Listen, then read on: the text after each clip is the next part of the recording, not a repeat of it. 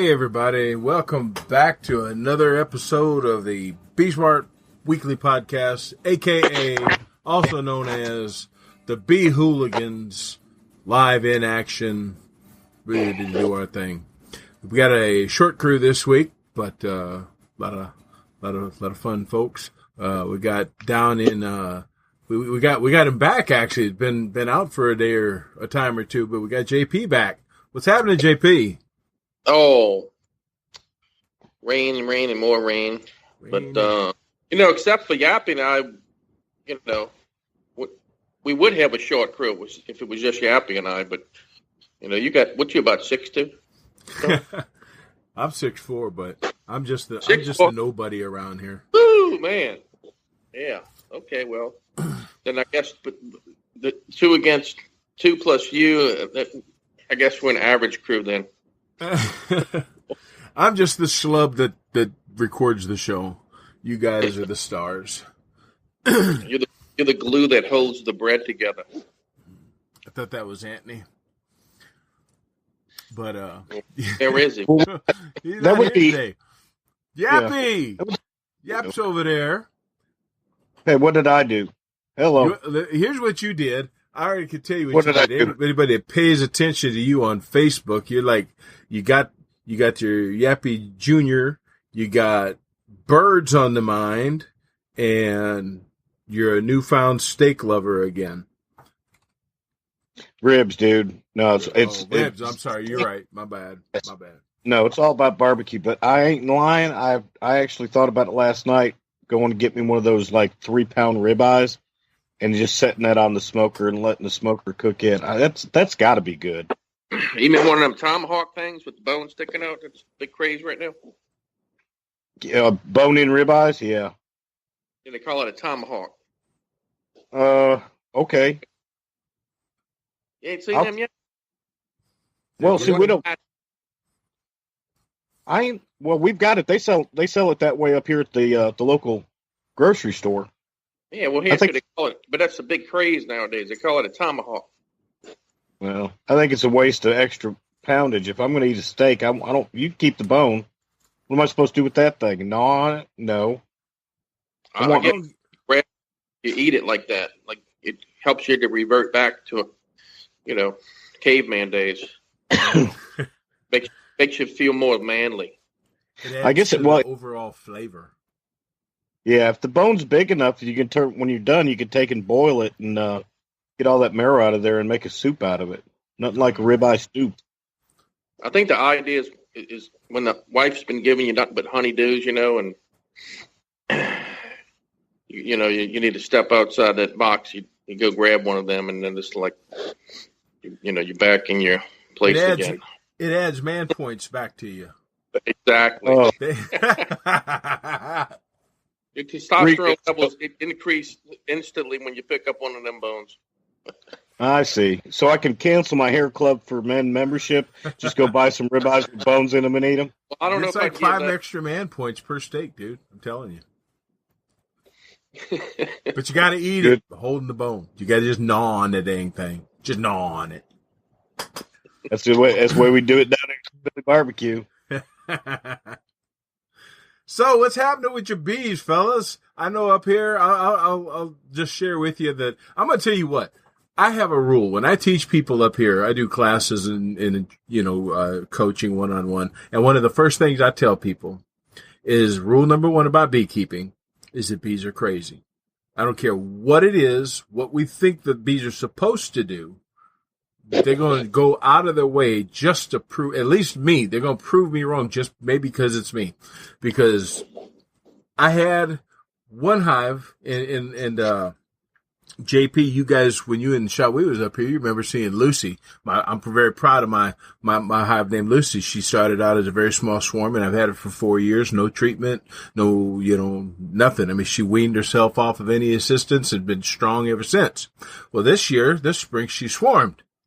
And I missed it, and I caught the swarm, but after she swarmed, it was like she went queenless. So I was going to go back to the swarm, get some eggs from that, and try to get them to make a new queen off of that. Same line of genetics, right? Well, right. Yeah. least half. Well, yeah, we had a lot of rain and it got kind of cool, so it was a weird spring here. And I mean, for like 3 weeks, at least 3 weeks minimum, if not more, nothing in there. No eggs, no larvae, no nothing, no sign, sight, hint of a queen. I go to get the eggs. I bring back a frame of eggs. I open the hive. And I'm talking maybe like a week. Maybe it had to be longer. But either way, very short time. I open the hive up. Frames of capped cells. Plus others, mixed brood and larvae and all that. Like just because. Just to make me look bad. Of course. I'm telling you. So then I got another one. I did a cutout and I decided to keep it because it had been in the building for like almost 3 years, I guess. We did it out of top of a church. Did a cutout. Brought him home. Didn't look like we got the queen at all. Nothing. I mean, they didn't behave like it. They sat for, I swear, 3 weeks to a month. No queen. And I'm like, oh, they're just going to dwindle out. I got to do something. Well, I was going to get queens from the other, or, eggs from the other one. Well, that was queenless. I'm like, oh, crazy. Get the ones. We're going to start it all up. So I figured, well, I got this frame of eggs that isn't needed in Lucy anymore, right? So I'm going to go ahead and put it in the church, hive. And, I opened that box up and there was larvae in that dang thing and some capped worker brood. Well, what's that saying that guy always says? That guy, what's his name? Beehooligans or something like that? Bees ain't stupid. I'm telling you, man. No, they just like to make me look stupid. That's what it is. Well, hell, shall we? That's my spring. That's my time with bees so far. A little while back, when we were getting somewhat of a winter. It was in December sometime, and I think he had done a cutout, and he framed up. Somebody had some eggs apparently, and we didn't think there was any way they'd make a queen in December, right? I think he said he saw her and she started laying around Christmas time.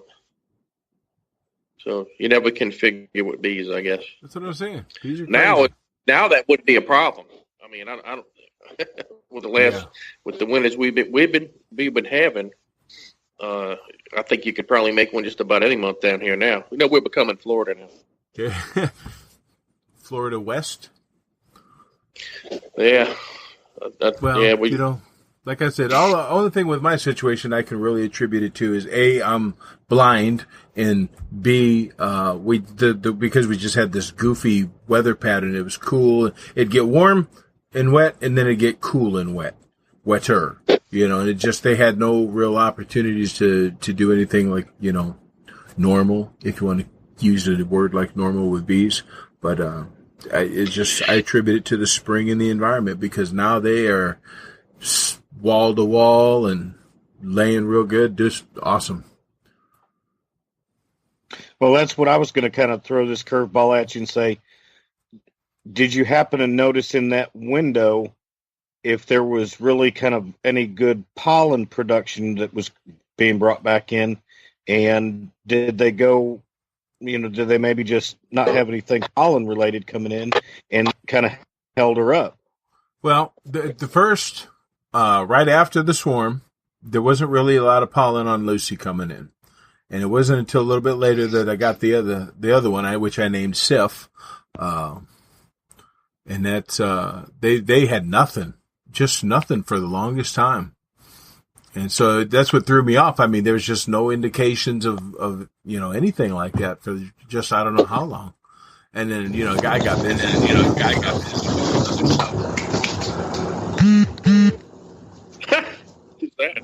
That's it. Welcome to the... Yeah. Hi, Andy. Welcome to the show.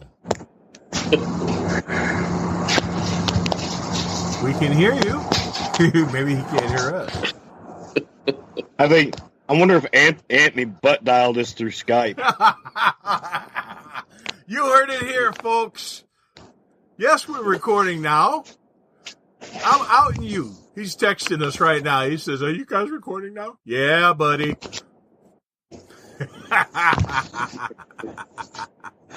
So, I'm talking about my... Antnee's looking up a $3 word in his $3 dictionary to go along with what he's doing right now. He's like, "Oh crap, I got to come up with something really good to say here." Now he blames his phone. He's blaming the phone. Well, you get that working, Antnee, and we can hear your traffic in the background, but doorway, whatever that is. Anyway, back to the bees while Antnee gets his phone together. Yeah, I mean, in terms of what we had going on, I just didn't have much of an indication. So, like I said, between my being apparently not too observant and getting busy with, the weather finally starting to get straightened out toward the end, I just missed it. Let me ask you this, Tony. Yeah. How many colonies are in that yard? Mine? I just got the two now. Just the two. What about any feral colonies nearby or any beekeepers nearby? Anything like that at all? I have about 3/4, maybe a mile away. I got another guy that's got some. Nothing real close. Yeah. No. See down here, we have, with the bees situation, we have bees on top of bees. Yeah. Anything's possible at any time, any moment. So, you can have, little after swarm, and all of a sudden you got a virgin that moves into a hive, and like, where'd that come from? And then, with the removals, I'm doing also, sometimes the bees will vacate to go over to another colony that they prefer, or maybe their queen's cage, and they're like, "Oh, well, she's laying and ours isn't. We're not waiting, another 2 days." Yeah. All kinds of weird non-textbook type of things that happen. That's the beautiful thing about bees, though, about beekeeping. I mean, no matter how much you get to thinking they'll turn around and teach you something all new, and it'd be like, "Oh yeah, you thought you knew something." My bees have attitudes. They talk to me like that. Yeah, they teach us, man. What's happening in Yappy land? Yappy's bee yard. Man, I'll tell you, everything. We're pretty much done. We've got the wildflowers going now. I think we just passed up on the sumac, and now we've got the. Oh Lord, my brain ain't even pulling up the different kind of wildflower names. But anyway, that's the point we're at. We're actually at harvest time in where I'm at, North Alabama. The supers are full, just giving them, a little extra time to finish capping everything up. I will probably be harvesting this week and then let everybody reevaluate or, get resettled after I've stolen most of their stores, excess stores, and I'll give them a week or so to get settled back in, and then we'll start evaluating colonies. And I start my winter prep within a week or two right after harvest. I'll start doing mite counts on each hive. I'll start going through, looking to see, how queens are laying at that point, and just start making plans for fall so that they've got everything that they need in a good, steady,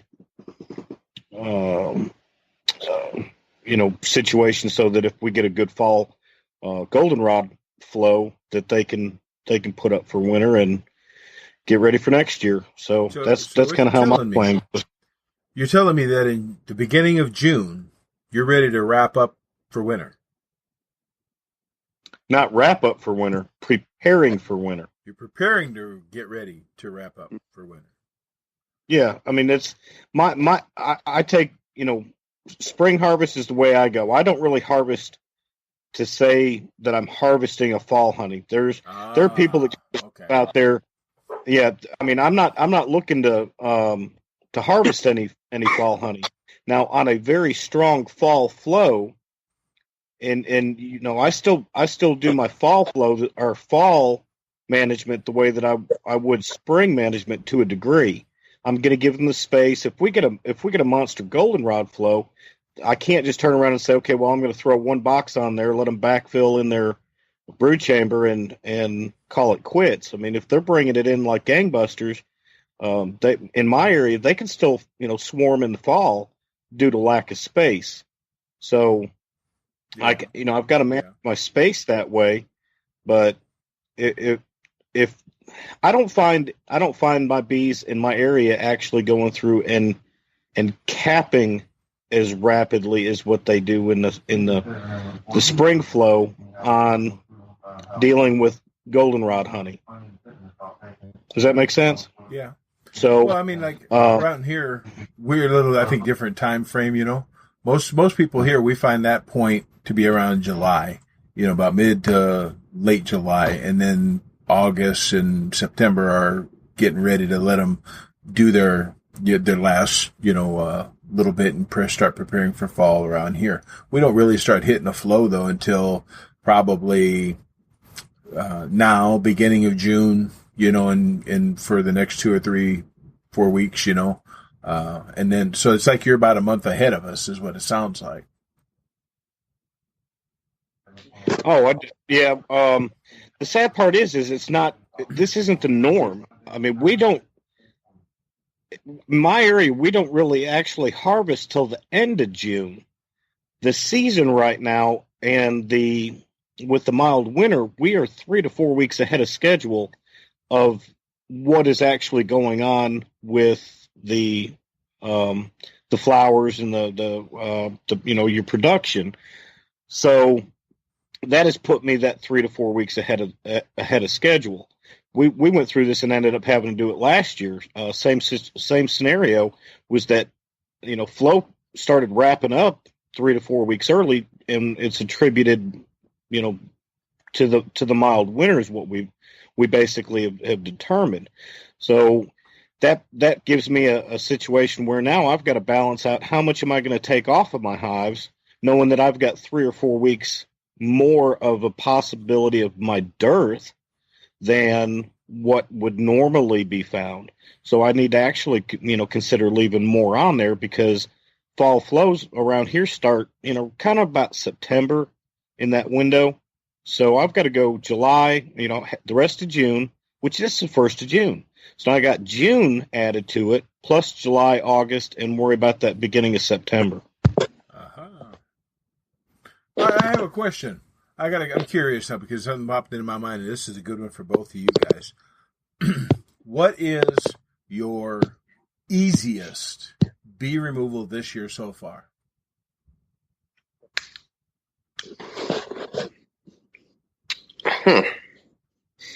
Tell me about your easiest bee removal. And I'm talking like cutout type, not just a swarm capture, because those are dirt easy. Unless you had a really good complicated one. Some of those get kind of crazy too, but I'm talking about kind of a actual cut. I don't know. I've gotten fortunate here. I did some big ones early on, and then with the tallow flow just thrown off, just throwing off all kinds of swarms.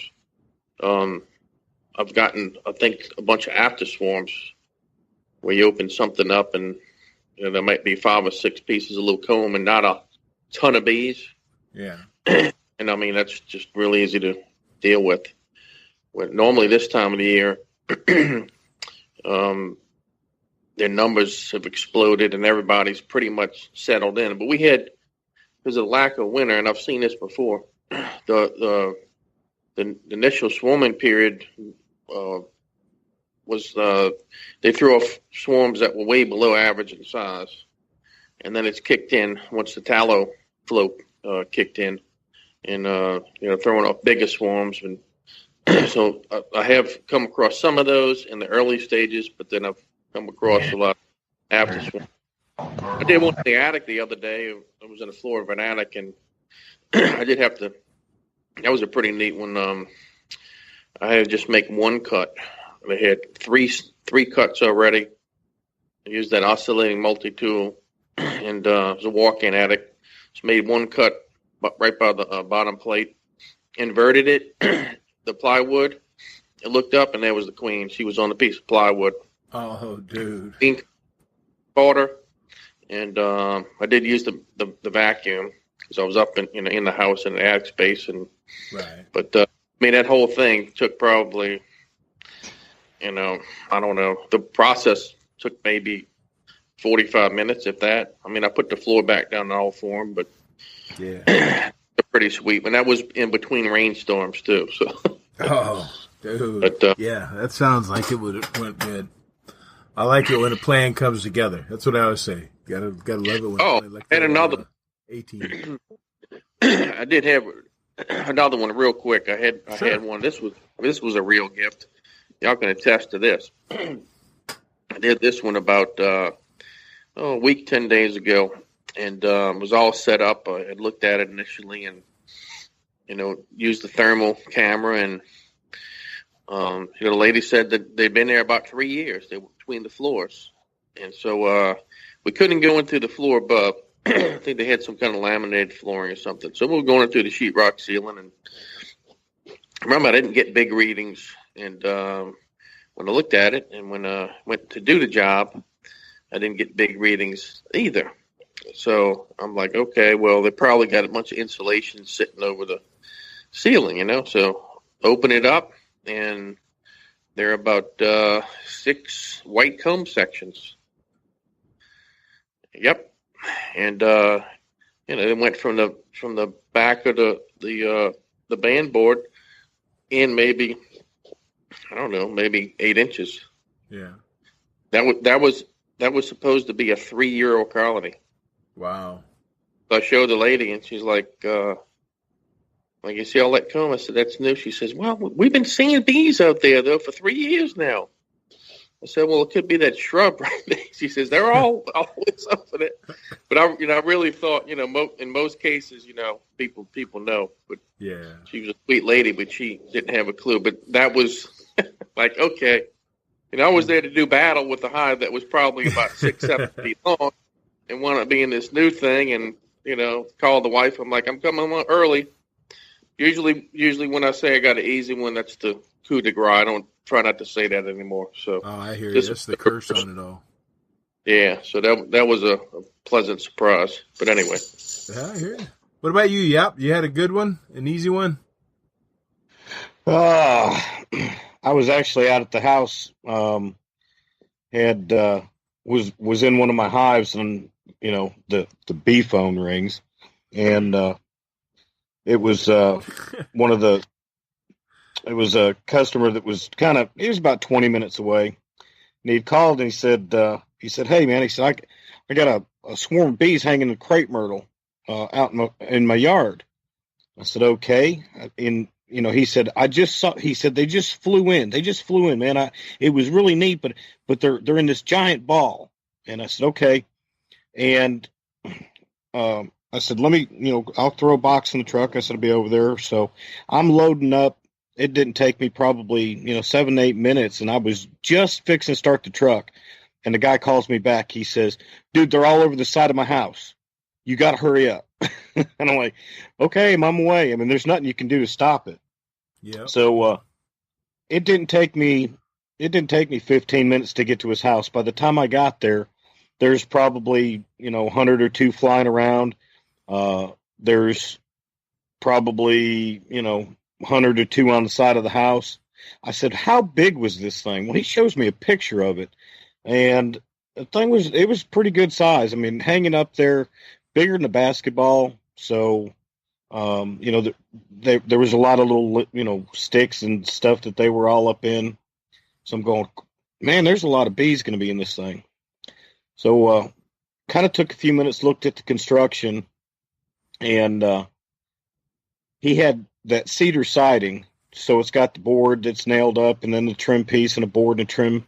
And so we turned around and laddered it up, pulled a few nails, pulled about 4 pieces of the main cedar siding down, It was right under a window, so there were short pieces, and went ahead and went through the inside and ended up drilling 5 holes in the downstairs drywall ceiling, and got in behind them, made sure that I had everything good with the inspection camera, sprayed just a little bit honeybee gone, very little in behind them.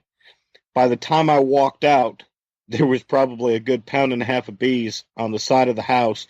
They were rolling out of there like crazy. I got up on the ladder, and I said, all right, all I got to do is, oop, here she is, cage the queen, turn around and set a box up there on the top of the ladder, set her down in it, and it didn't take probably another minute or so. They figured it out. They started marching towards my box, because it had a little drawn comb in it too, and left the thing sitting there. The majority of them were probably in the box within, the first 10 minutes of that. Left it there till after dark, went back and picked it up, and everything just went hunky-dory. So probably by the time I laddered it till the time that I was done, didn't take 30 minutes. Those are nice. I had one just the other day. Wasn't even honeybees. It was a bumblebee removal I did. And it was with me on this one. And out there, we get a call. Funny. We get a call about these bumblebees. He sends me this photo. They're buried in a compost heap. Okay, the nest is in a compost heap. We get out there. They've already got it partially dug out. That's how they found them. We get into the compost heap, and I start digging them out a little bit, getting to the nest, getting everybody geared up. And the nest is maybe about, I don't know, size of a biscuit, It's just getting started. They couldn't have been there very long at all. And I swear these are the most docile bumblebees in the nest I have ever removed. Ever. I mean, I've worked with quite a few bumblebee nests before, but they usually get pretty testy once you start messing with that nest. That biscuit on it. What's that? Maybe that biscuit had honey on it. I don't know, but man, they were calm. They come out flying, but they weren't aggressive, defensive, and nothing. They just kind of like, hey, what's going on? Oh, okay, And I think it took we loaded. It took longer for us to load the gear out that we were getting ready to do all the prep, and I mean, I had the bee vac out there ready to go. We were going to suck them all up, and I just picked up the nest, put it in the new box. Put a little bit of stuff around there to, give them something to work with. Set the box down. It was almost all over from there. They were still rooting around their old thing. I went back at 9:00 that night to move it. They wanted to keep the bees in the same yard, They were all in there, tucked away, just happy as clams. No, not one sting to anybody, nothing. I can't ask for a better bumblebee move than that. That's got to be the easiest one I've ever done. Yeah, normally the ones down here, man, they, Oh, they tear you up. Yeah, they want to get you. I've done plenty of them, man. They're not your friend, And I got to these, and we were like, wow, this is almost underwhelming, Like I said, it took longer to get the equipment out and then put back than it did to do the whole transfer. When they sting you, no joke either. Well, they got the biggest stinger, and they can keep coming at you. Oh, yeah. I've been there before. Oh. Hey, since we're on this subject real quick, Yappy reminded me of one I did last year. I think I mentioned it before. I'll condense it real quick. But I got this call that these people had moved into this house recently, and they knew they had bees on the rear center soffit area, and the back of the house made kind of like a U. And so there was another soffit section over to the right across from where the bees were checking out a previous spot that a previous colony had established themselves in. And so when they call me, like, yeah, they're checking out the spot over here. And so I'm en route, and they call me. I'm literally down the street. I'm heading that way. They're like, oh, some of them are checking out the other side now. So I said, okay. So I get out the truck, I grab the nuke, and I run in the backyard, and I put the ladder against the gutter. And as I'm running up, well, briskly walking up the ladder, and I'm holding that nuke. That swarm was moving in as I'm ascending the ladder. That was pretty cool. Yeah, that reminds me, I did one about 5 years ago. That Yappy said that you can't stop them once they get going, right? I stopped one. I had an apartment complex. It's one of my clients. Because I work with property managers and all that, right? They called me to come when they got bee issues and all that. So I had to call and said they're on the side of one of their units. Now, this is one of them complexes. They got like 15 different big buildings inside of, 3 acres or something. So they said, come over here. They're on the wall by the dryer vent. They think they're trying to get in through there. So I get out there. I get my little folding ladder, my extendable, changeable flip-flop ladder. Get it up against the wall. Get to looking, oh yeah, man, this big old bunch of bees. It's about, I'll bet you, easy 4-pound swarm. Just hanging on this wall. Get up there, and they're kind of spread out flat in a circle-ish shape against the wall. So they're not in a ball necessarily, but they're just kind of in this big circle shape. I'm looking, okay, I'm going to have to vacuum these up off the wall because it's not like you're going to knock them off, and dump them in a box. So I'm getting ready, and I get down off the ladder, go to get my stuff, and no sooner they get off the ladder, you hear the hum. That sound. They're getting ready to move. Mm-hmm. They all take off, and they're flying. This cloud is flying over my head. And I'm watching in the early scouts, you're watching where they're going. They're going to the building just cat-a-corner across the way, like 30 yards. And they're going over to that spot over there. So here I go, following the swarm. I grab my ladder, still extended. I'm running with the ladder to try to beat him to the other wall. I get up to where I see him starting to land, climb up to the top, and there's a hole between these bricks. And they're starting about 3 or 4 or 5 that I'm seeing is getting in there as they go, I grab a rag, just a piece of rag I had, stuff the hole with it. Now there's bees landing all over that. To the rag is covered, the hole they're trying to move. So all these things are there. And I think within about 2 minutes, here comes the whole rest of the big cloud, and they're just coming in on you. It's like watching a storm coming in her, and here it comes. And they're just coming right at me. And the queen lands in the middle of this group like somebody painted a target on the rag. Bam! There she is. And the whole rest are just descending upon the wall.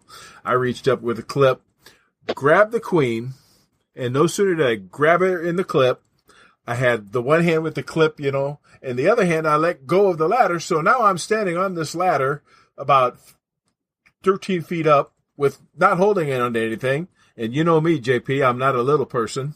So I arched too much and I fell off the ladder, holding the queen. And I'm holding up the queen the whole time. It's like a guy that falls in the water into the pool and holds the beer up so the beer don't get wet. Except I got the queen. So I fall off the ladder and I got the queen. I got the queen. And I stopped the swarm from moving in. So I actually can say you can stop them with perfect timing and incredible luck. Tony. Put my phone Tony, down. I was gonna throw the BS flag, but because watching you run is kind of like watching me walk. Dude, I'm gonna tell you right now, it doesn't happen often. But the fact that you fell and ended up hurt. Is Antnee saying if there are no pictures, the video didn't happen? Is that what you're saying?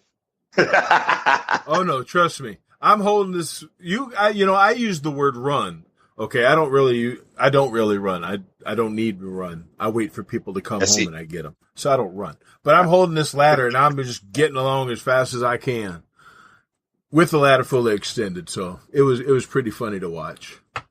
My son, he saw it. He was there. Yeah. Well, you painted a pretty good picture. I enjoyed that story. I'm telling you, it was the funniest moment. And then, like I said, falling wasn't all that fun. But I did not actually, I was sore, but I had the queen and I didn't drop her. You know what, Sean?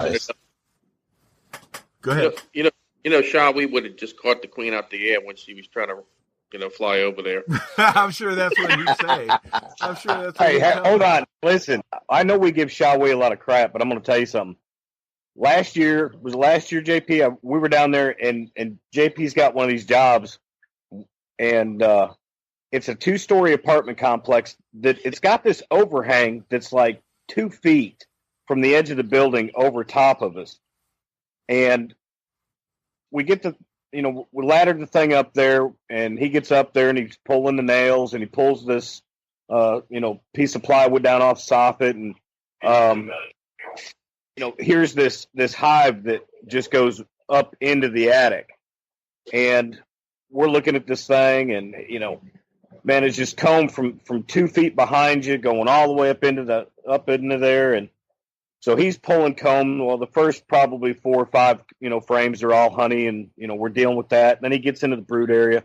So here I am. I climb up the ladder below him, or we have a second ladder. But anyway, he's handed me brood comb. I come back down with a frame of comb covered in bees, get down to the bottom. We vacuum bees off of it, looking for the queen, frame it up, set it in the box.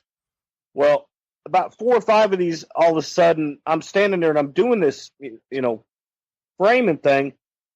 And I look at this piece of comb and I don't see any queen. So I go to, doing my little routine. Shawi goes, "There's the queen." And all in one motion, as he's saying, "There's the queen," he gets off the bucket that he's setting on, because there's only so much work that can be done, right? So he's got to be the official queen spotter if we miss it. In one motion, he gets up, reaches forward, runs his hand across the grass like he's swiping at a fly, and closes his hand and looks at me and he says, "I got her." Now, if you've ever seen the video, you know that JP and Shawi are gonna mess with me every opportunity they get. It is. I'm the comic relief in all the videos. Okay, I'm just glad they hadn't figured out a way to make it to where every video I die. But he's kidding. But yeah, seriously. You got to realize too, Shawi uses strategy. Okay. There's the 3 of us. Who was up on the ladder pulling the comb sections out? Yeah. Right? Okay.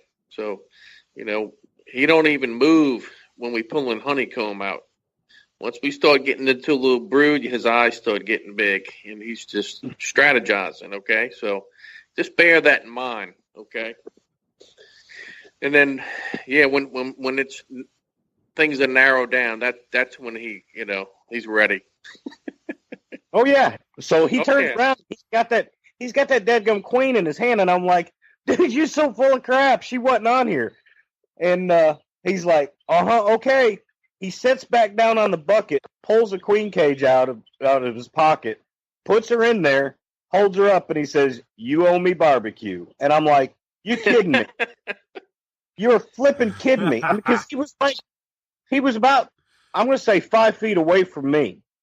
How that queen went from that piece of comb to about 3 feet from me, which was about 2 feet from him, and he swipes that thing up just like that. I'm like, okay, dude, after that move right there, I ain't never saying another word about him and his eagle-eye fire. Are you sure he wasn't palming the queen? He didn't have one backed up just to, like the magicians do. They palm it, I think. Wow, he keeps him with him. It's like the pest control guy that goes to sell a job, and he releases a few roaches. You got roaches. Yeah. Shawi's always got a queen, so he can always catch it. Doesn't matter if it's the original one or not. He got one. You got to find the queen, though. He won't be able to sleep that night. So that's a big part of it, too. His motivation. Yeah. And he's always got a Tony story. What's that? I've got a Tony Sandoval Be Smart Queen story. You know the one. I do? Well, the only one I have. I'm new to this. Well, then you're going to have to tell it because I don't know. Let's see, we were doing the swarm at your place. Picking up the swarm at your place. This does not put me in a good light. Oh, it was funny because I had it all on video, but I trimmed the video. So we're looking for the queen, and all through the our cardboard nuke that we were using to put them in there, or put them in there, and we finally locate her. We get her, and when he has her in the clip. In the clip, yeah, he has her in a clip, and all the other bees are around, and I'm videoing the whole thing, and we're talking, and he gets is that the catcher, the little tube, the queen catcher, or the queen cage? Little queen cage, yeah. Yeah, he grabs the queen cage, and he's finagling and moving, and we're watching her trying to get her and maneuver her through the tube into the little cage, and sure enough, she flies right out. I'm almost swinging at her. Huh? Yeah. She moves suddenly to the opposite side and flies out, and just, it's one of those things you have to be there because I could feel like Tony was just like, expletive. And it was for mature audiences only. Yeah. Is that going to make the blooper reel? I banned the blooper reel. like I said, I trimmed it up. But so I'm sitting there thinking to myself, oh, this guy, this is just too funny. And I'm watching, and we're looking for the queen. He's like, oh, she probably will go. She'll go back to the nuke box, and so we're looking for her, and we're finishing up catching a swarm, and I'm like, yeah, whatever, yeah, she's probably in there. And I'm like, okay, Tony, yeah, another fish story. I'm gonna throw the flag again. Sure enough, she went back, and we found her. In fact, that time he located her.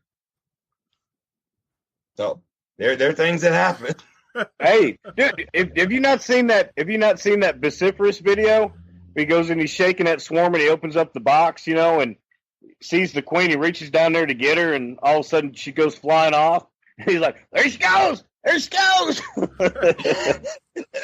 No, I haven't seen that one. Oh, it was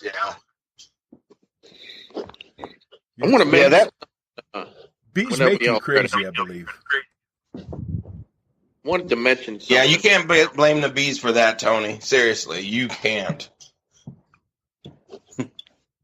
Y'all hear me okay? Go ahead. Yeah, y'all know where I'm at, where I reside. Yes. I get lots of calls in residential areas, okay? So this is a little bit of information I'm going to bring up about dealing with bees in residential areas. So, and it has to do with swarms, since we've been talking about swarms quite a bit here. But, and I see this all the time. People have a swarm hanging from a tree or whatever, and they start making phone calls, maybe to their ag center or bee club or whatever. Probably not bee club, but I don't know, police department, fire department, ag center, and this is a recurring theme. Well, if you just leave them alone, they'll likely leave, okay, on their own. Well, in where I reside, okay, I get quite a few people who tell me that, they call me because someone told them to wait and let them leave on their own. But the problem is sometimes you don't know where they're going to go, and they wind up in the people's house or shed. So what I want to mention is, if you get a swarm out there, anybody listening who's not a beekeeper, call a beekeeper and have them come out and shake that swarm and take them away. You don't want them going into your building. So just a little thing that is a reoccurring theme down here. And, just let a beekeeper deal with it. Don't try to spray them with a hose or, wash spray, anything like that. If they settled in and you see a few bees going in and out, that's just the tip of the iceberg. But now we're talking about established stuff. But which brings up another quick little point about swarms. I've seen where the swarm disappears, and they move in, and for y'all might have seen this, for about a half a day to a day, there's no activity at all, and then they get active. Yeah, it's like they congregate. They're formulating a plan, I guess. I had one last year. A lady called me, and she said bees were everywhere around here. Just I don't know where they went, and they had a little porch. It was a 2-story building, and I'm looking at the underside of that porch, and it had a little hole right on the corner. And I saw a bee or two. So this was another good reason to have toys. And I grabbed my thermal camera, and I hit the ceiling of that porch. And there was about a 5-pound swarm. It was a big swarm. And they'd moved in. And there they were, just balled up. I dropped the ceiling of the porch, and there they were right there. And removed them. Anyway. Yeah, they're stinkers. They get you. Well, guys, it is that time already. It's amazing how much time flies when you're having fun. Had fun talking with you guys on this topic. So it's always fun talking about what bees do to us and make us do. I know JP, you were waiting the rain out. I hope you get something going sooner than later. Yeah, it's still kind of raining. You know, we got 10 minutes left, though. Just wanted to mention it. Oh, well, that's like we're looking at a full hour show. Believe it or not, I try to gauge this between 45 minutes and an hour, because I know if I start at 45 minutes, by the time we get through everybody, it's been an hour. Gotcha. Where the time? Yeah, it's all right. No, because it's just so, as I figure it out as I go, I'm trying to learn, okay, we'll go do this, we'll do that, play a little bit. We got plenty of time. But then we got a shorter group today too. So, and we did miss you. So, any updates to your bees, your beekeeping? Everything's going good. I'm going out again today to check them out. I am about to. I'm estimating just from what I saw last week, or toward the end of the week, that it's time for me to put on my supers. Because both on both of the hives, they're about at 70-80%. They were last week. So that when Yappy was talking about he's already done his spring harvest, I was like, I'm close to that I know, but if I'm going to follow somebody, hey, it's going to be you guys as far as hey, this is what they're doing now, because so far a lot of the information you guys have been giving me, what I've been learning, has been working out really well. The problem that I was having with the ants, that seemed to go away. And one thing I noticed is they were all outside. There were absolutely no ants inside the boxes, but that problem went away. So I continue to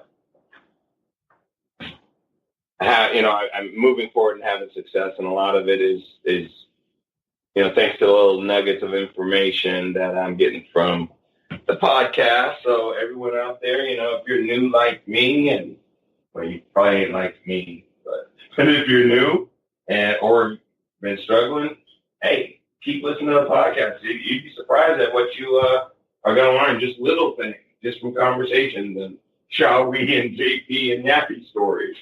You probably learn a little bit from Tony too. I doubt. More than you were looking to find out. Well, at least you're having fun, right? You are having fun. I'm happy. All right. I am That's having what counts. That's what's important.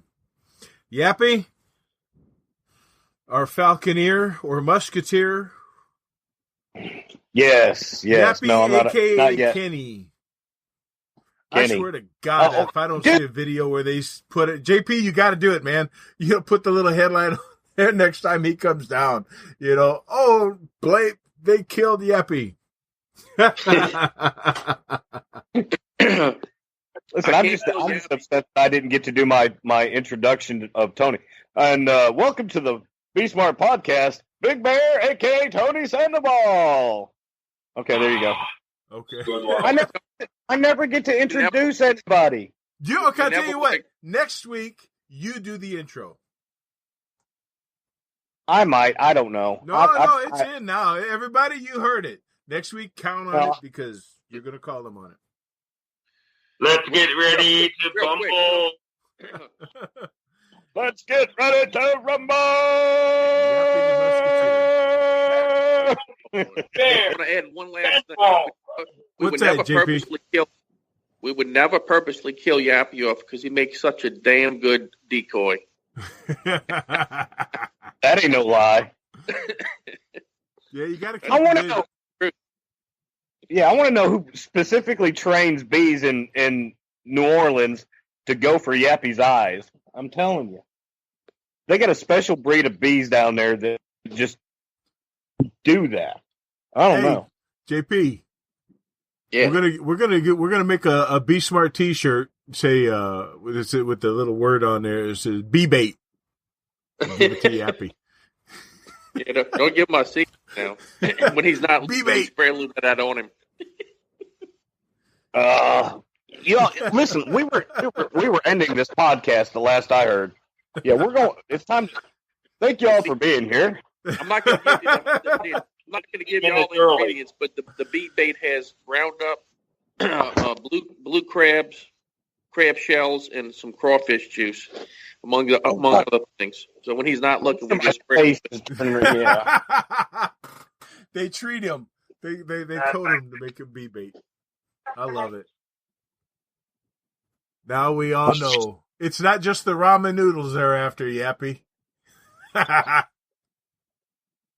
Thought he was spiking my ramen noodles or something with lemongrass or who knows what. All right, we're getting close here. Next week, hopefully we get a whole crew again, and Yappy will intro the show. And I'm already thinking of a special topic that I know is going to get a couple of us fired up because it's something we all bump into as those of us who do this professionally. So it'll be an interesting one. And until then, folks, don't ever forget this.